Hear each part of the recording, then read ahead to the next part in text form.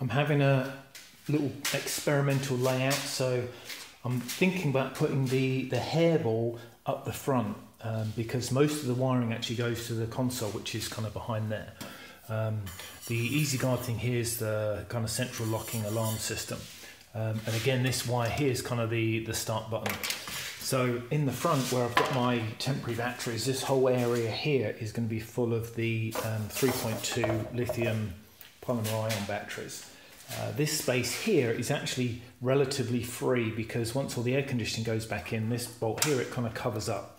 So I know this space here is kind of free for me to put things in, so it seems like a good spot there, maybe with the fuse panel here, or back where it originally was there. So that's kind of the front layout. I've got the high voltage cables just kind of pushed through as a temporary measure, so these are going to be hooked up to these batteries once I'm kind of happy with the initial layout.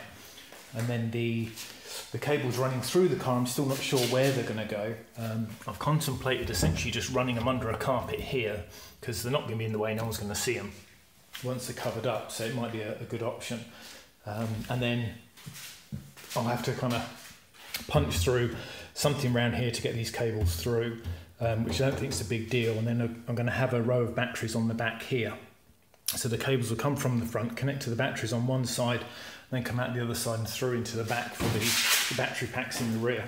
And then this is the kind of layout I've got at the moment. So essentially the battery power will go into the fuse there, then I've got my main on-off switch, the contactor, and then straight into the Zilla. And then you've kind of got the battery negative, which would come around here and then go into the batteries underneath. I've got the kind of cooling system for the liquid cooler for the Zilla, which would sit on top. And of course on the Porsche you've got a grill here, so it might be a good spot to draw the air in, which is why I'm thinking of putting the kind of air system for the motor. So this is kind of the blower, it sucks the air in through there, pushes it through the pipe, and then that goes into the motor. And then on the end there, this is the pump for the liquid cooling, which is this fan. So everything seems to fit pretty well. There's a few more components I need to put in. I've got a trip switch that has to go in before the fuse in case the batteries kind of overload, and then a few other bits of wiring and fuses, but generally it seems like a good fit.